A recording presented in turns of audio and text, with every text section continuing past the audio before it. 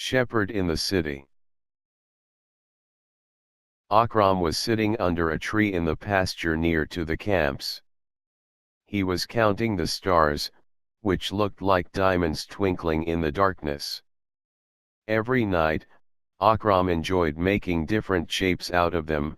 As a child, one of his favorite pastimes had been to sit outside at night with his grandfather, where together they enjoyed describing the different shapes that each constellation made.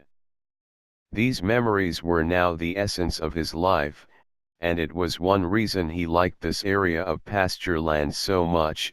It provided the perfect gateway to those precious childhood memories. He was a shepherd boy, and would spend his day taking care of a herd of sheep and goats in the pasture. When night fell, he only had one thing to entertain himself: to talk to the stars and create his images. Afterwards, he would move back to the camps late at night and rest, before starting the same routine the next day. In fact, his life revolved around an endless cycle of traveling between the pasture and a small shabby camp house with a thatched roof, but that had only been his routine for 2 years. Before that, he had been living in a small village in Afghanistan with his family. He was just 10, when he had been labeled as an immigrant, and forced to travel across the border of Afghanistan to the adjoining country of Pakistan, leaving behind a wonderful childhood in the dust of political turmoil deeply rooted in the soil of his country of birth, making it more barren day by day. "Come back, you stray souls," Akram shouted, punctuating his words by waving his stick towards the herd. After settling down in the valley, he had adjusted to his new life by accepting the title of shepherd, something that he had never thought of doing before his forced immigration. It was his job to lead the herd to pasture and let them graze randomly on the lush green patches. Once the herd was settled, and busy grazing, he would sit down under his favorite tree and rest his head on the tree trunk and watch over the herd. He would often daydream of his beautiful village in Afghanistan. He missed the giant, dry mountains that stood erect like soldiers, as if they were guarding the village. Sometimes he had flashbacks of sandstorms that used to whirl around the village, leaving behind a thick sandy layer all over the houses and even on his face. Sometimes, he imagined losing himself in those whirling sands, and reaching another world, free of misery, pain, and cruelty. In this way he passed his time, keeping his memories alive by simply recalling them again and again, refusing to let them fade. Usually, his chain of thoughts broke when some goats or sheep started bleeding. Then he hurled his cane stick in the air to distract them from their quarrels with each other. He had trained his herd, using his stick like the conductor of an orchestra. From time to time, he would take his herd to a more remote valley, because it reminded him of his village in Afghanistan. He had found a small forest full of wild fruit trees, berries, and flowers. It was like a mystical place from another world, but he tried to keep his herd away from the forest as he knew the sheep and goats would ruin the beauty of it like a hungry beast. As time went by, he became more and more possessive of this place, and never told anyone in the camps about it. With such a solitary life, he had developed the habit of talking to his goats and sheep. He liked to share his feelings with them, cracking jokes, recalling some past memories, and describing his forest to them secretively. He never felt that these animals were dumb, and he always experienced a sense of relief when he shared something with them, as they were his true companion. Sometimes, just for fun, he manically started bleating like them as if he knew their language too. He loved it when one would raise its head and look at him, as if agreeing with what he was saying. He never felt truly comfortable staying in the camps and tried to spend as little time there as possible. Sometimes, he spent whole days in the camp house, just for a change. Another reason for his reclusiveness was having no friends or peers in the camps with whom he could talk to or play with.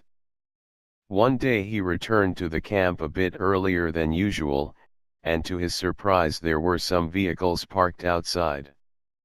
He couldn't understand it, and he rushed towards the area where one of his maternal uncles lived. Akram asked him about these vehicles, and why they were here. His uncle told him that they were from a welfare organization who had come to collect data about the immigrants. After listening to this, a wave of fear ran through his body. He had heard stories about these welfare organizations from the elderly people of the camps, and he fled to his pasture, the only place he could hide. He was in such a panic that he ran straight into a tall man near the camps. He had a small beard and a kindly face, and when he caught Akram's eye he simply smiled. Strangely, Akram felt a very deep connection with this person, and it transformed him from a state of panic and confusion to a state of calm. He ended up sitting under a tree, near to the camps, with the man he learned was called Shams. Shams asked Akram a few questions about his village in Afghanistan, his exodus, and his present life, and Akram started telling him, and it was like he couldn't stop, so lost in his story that he couldn't feel the tears that were rolling down his cheeks. He was weeping without being aware of it. Shams asked him about the pasture that was his whole world now, and Akram passionately told him about it, and then realized he badly wanted to share its beauty with someone. Shams was intrigued about the pasture and asked Akram to show it to him. Slowly and steadily, they wandered towards the pasture. It was not far from the village, but it took them an hour to reach it, as they were both deep in conversation. In a short time they had established a very profound connection with each other. Once they reached the pasture, Shams was astonished to see such lush green grass, with a beautiful valley spread out below, and the light fluffy clouds above, surrounded by high mountains seemingly touching the sky. Shams felt totally numb, and closed his eyes for a while, as if he were under the spell of the place. Akram showed him the place where he spent most of his time, his favorite tree. It was a thick and shadowy fig tree, that was also known as a wisdom tree. They both sat under the tree in companionable silence, listening to the whisper of the wind, and the melodious sounds of birds chirping around. Meditating, Shams was experiencing something deep and profound. After a minute or two, he suddenly stood up and asked Akram to take him back to the camps. He felt so disturbed that he didn't utter a word on their way back. After finishing his work, Shams was ready to leave. He offered to take Akram with him to the city for a few days, but Akram was reluctant to leave.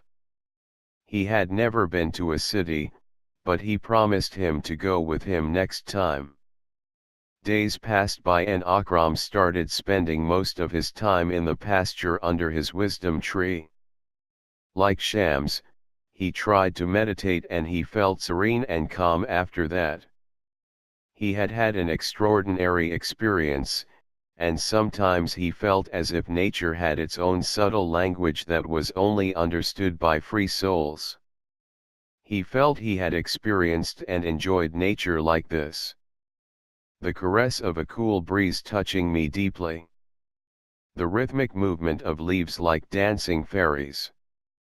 The melodious song of droplets when it's raining.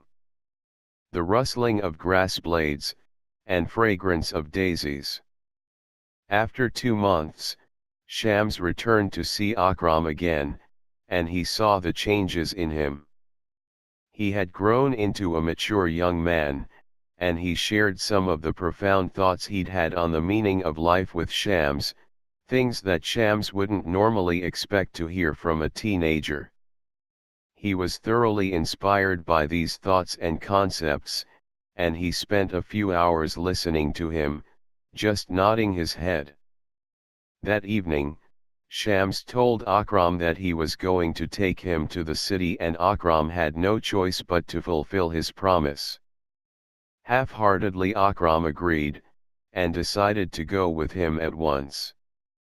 On the way Akram felt his heart was thumping fast, as if something unusual was about to happen. He remained silent throughout the journey, deep in thought. When they were close to the border of the city, he closed his eyes for a few seconds in order to avoid the sight. It is a totally new world, Akram muttered as they entered the city. For you, it is definitely a new world, but for us it's quite old. Shams replied with a light smile. Akram gazed at the huge skyscrapers and vehicles. He felt he was an alien in this place. Fascinated, he asked a few questions about the traffic lights, all the different vehicles, the huge buildings, etc. Unexpectedly he found he was thoroughly enjoying this new experience. Suddenly the brazen sound of a horn scared him, and he couldn't help himself. He suddenly screamed, and then started coughing because of the traffic fumes and other air pollution. He felt a sudden disappointment as the dark side of this magical city started to affect him. After an hour's drive, they reached a big house. It had all possible facilities and luxuries. Once inside the house, it took Akram half an hour to grasp the first look of everything. He wasn't in a state to absorb everything as he couldn't decipher many of the abstract and antique things surrounding him. It made him feel restless and disturbed, and these feelings remained throughout his stay. Luckily, there was a small patch of lawn near the gate. When Shams first saw it he was rather surprised, as he hadn't seen it before. But it seemed to sparkle to Akram's eyes, and he tried to spend most of his time on this patch of grass, where he reminisced about his past life, especially the pasture and the herd that he had left behind in the custody of an old villager. After a week, Shams noticed the glint of desperation in Akram's. He took him to the backyard of his house where there was a separate room. Shams unlocked it and together they entered. It was an old room, and dim. There were lots of things inside, arranged immaculately. For a moment, Akram couldn't understand it all, but then a smile broke onto his face when he noticed some articles quite familiar to him. There was a stick, a bundle of ropes, some neck collars with small bells, and some old pictures of a pasture hanging on the wall. Shams could see a sudden change in his expression from nervous and worried to excited and elated. For a minute or two, Akram stared at the pictures without even blinking, as if he was lost in them. In a few of the pictures, he could see a boy of his own age standing next to a flock of sheep. He could relate these pictures with his own life and felt curious about them. He looked at Shams and asked, "Where is this place, and who is this boy?" Shams replied, "There is another story like yours. Do you want to listen to it?" Akram nodded eagerly, and they both sat on a couple of old-style wooden chairs. Shams remained silent for a moment as if he was searching for the words to tell this story. After a minute or two, he started the story like this.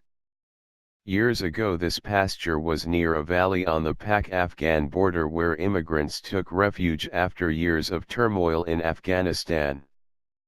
The boy was part of the exodus that left Afghanistan, chased by pain and misery. He was only 10 when he migrated from his country, leaving behind his house, close friends, and his village. He spent his life as a shepherd for a year as it was the only way of living in that valley. One day, a team of people from a welfare organization came to conduct a survey on immigrants. There was a senior team leader who was thoroughly inspired by this boy and his work. He offered to adopt the boy, and his offer was accepted. The team leader brought him to the city and provided him with every comfort that one could imagine at his age. He had not children of his own, and so being the only kid, the shepherd boy gained the full attention of every member of the house. He was brought up in an ideal environment and got the best education. After completing his studies, he started his own welfare organization for the children who were being deprived of the basic facilities, and with the help of international welfare organizations he began carrying out his work, full of passion and devotion. He tirelessly explored every single area to find refugees and to provide them with better living facilities. Akram was listening to this story intensely and couldn't fail to notice the many similarities between this story and his life. After telling the story, Shams showed him all the things that he had kept for so many years. After going through them, Akram curiously asked, "Where is this boy now?" It was such an abrupt question that Shams couldn't answer. He felt moisture in his eyes, but he tried to hold back his tears and changed the topic. After some time looking through more photographs, they returned to the house, preoccupied with memories that were so similar. The next day Akram insisted on going back to the camps, and Shams accepted on one condition, that Akram would start his education soon. Akram had never seen a school, not even in his village in Afghanistan, but after listening to the story yesterday he felt motivated to go, but in the next moment, he thought of the pasture that had been his whole world, and feeling torn he went to his room to get some sleep. Next morning, he shared his fears with Shams, that he felt he would lose his place, especially the pasture, because of this education, and he didn't want that at all. To his surprise, Shams shared his secret. He was going to build a school in the camp so that all the children could enjoy the natural environment and continue their work. Akram was so delighted on hearing this he started dreaming new dreams. In the evening, Shams took him back to the camps, but this time they were both excited and full of hope. Akram rushed towards the pasture and he started shouting out his joy. The place always left him feeling rejuvenated and full of life, so he spent that night in the pasture under the sky full of stars. He was actually obsessed with every part of the place and greeted the stars as he would long-lost friends. Within a month Shams had laid the foundation of a small school in that area, and with the help of a team of volunteers he invited Akram to take part.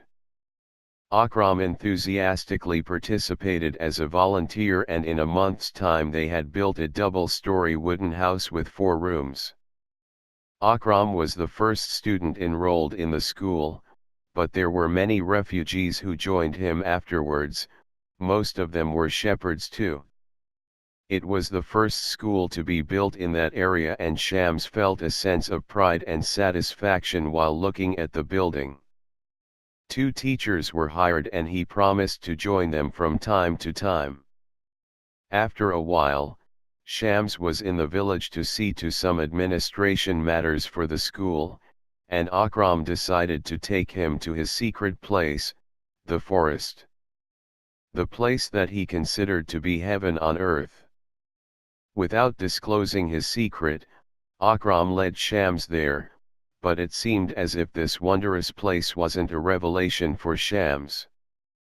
He just smiled his usual smile, and then shouted loudly, "Déjà vu, I have experienced it."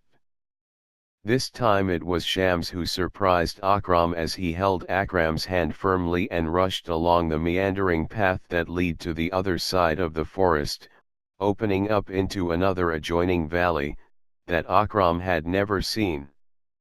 For a moment Akram thought he was back in his own valley, but then he saw it was only similar to his own, in that it had the same kind of houses, people, and cattle, but the layout was different. Shams took him to a small house at the head of the valley and explained to him that it was the house where he had spent his childhood as an immigrant, and where he had worked as a proud shepherd. He told him that the pictures and the story were actually his own. In the evening, as they were both sitting on a mound near the forest, Shams asked Akram, "Would you like to become a shepherd in a city like me?" With a tender smile, Akram replied, "Yes, but this time, this place will be that city."